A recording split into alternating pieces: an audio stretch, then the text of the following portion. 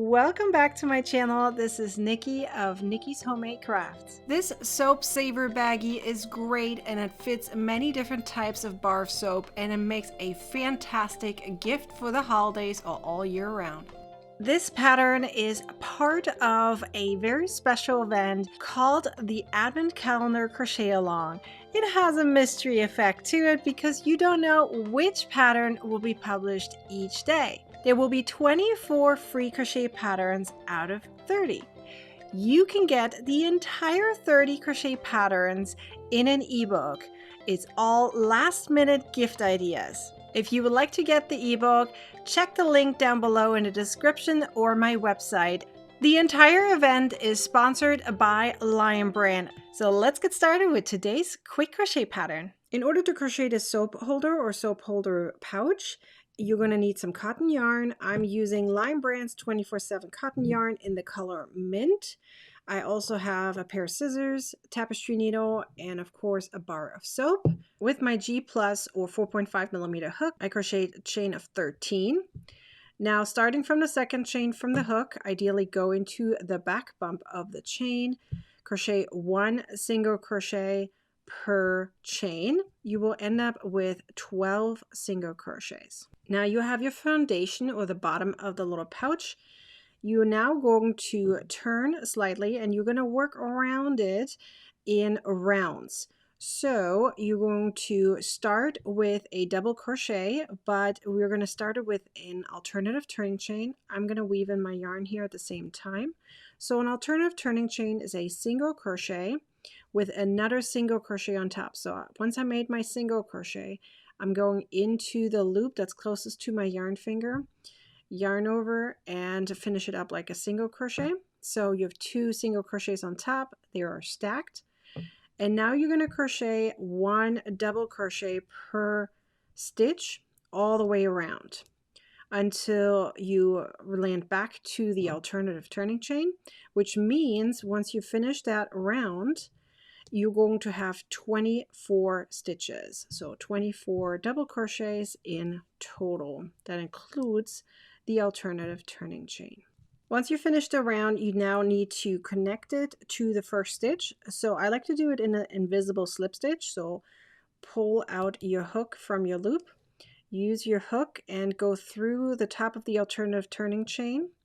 And now put your loop back onto the hook and then pull it back, adjust your hook, and now you're done. You made your invisible slip stitch. So now in the next round, you're going to crochet again an alternative turning chain as the first stitch, counting as a double crochet. And the following stitch is a chain of one and a skipped stitch. And now again in the following one, a double crochet, chain of one, and skip a stitch, one double crochet, chain of one, skip a stitch, and so forth. You're going to continue that until the end of the round and then slip stitch back into the first. Then you're going to repeat that sequence until you have 9 rounds in total, going back and forth between the solid double crochet round and the filet crochet round. So that means where you do a double crochet, chain of one, skip one, double crochet, chain of one, skip one, and so forth. Now we need to add a drawstring that closes the baggie. I like to use an I-cord. So you're going to take a piece of your yarn, you're going to make it fairly long. I probably have here, 3 to 4 feet or so, roughly, because I don't know how much I'm going to use. Now you're going to make a slip knot, having one end fairly long, roughly 3 to 4 feet, as I said, and the other side is coming from your yarn skein.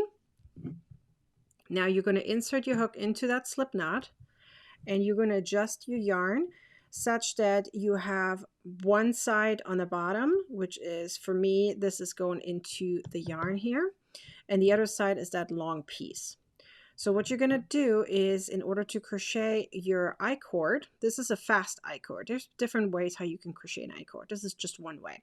You're going to wrap your yarn that's on the bottom around your hook, hold tight right here where that knot is. Now yarn over with the other yarn and pull through. Now you're going to keep doing that. The bottom yarn, wrap it around from front to back, then take the other yarn, pull it through. You can of course do this with 2 yarns as well, but I just like to do it this way. And then just keep on going. The front yarn is always being pulled to the back, and then this one is just yarn over and pull through. And then you're going to make it as long as you need it to be in order to have a good size drawstring. Once you're done, you're simply going to wrap your drawstring in and out of your baggie and then adjust it a little bit so that it's even. And then you can add your bar of soap into your little baggie like so. And then you can close your bag. You can make a little bow tie here. You have a few different choices to get this pattern in a written format.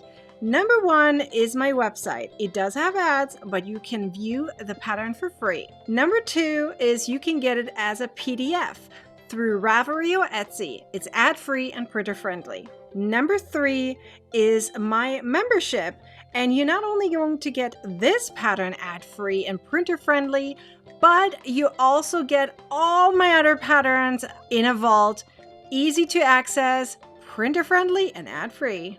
And number 4 is the ebook that includes all 30 last-minute gift idea patterns. All 30 come with videos. And the entire ebook is a PDF. It's easy to print out and it's ad-free. In fact, it even includes the feature that you can click in a table of content and jump right to the pattern. So 4 different options for you to get this pattern in a written format. Which one will you choose? Be sure to like, comment, and share this video. And be sure to subscribe to my YouTube channel and turn on the bell to get a notification next time I'm publishing a video or go live. Now go ahead and watch the next video. You're gonna want to, I promise you do.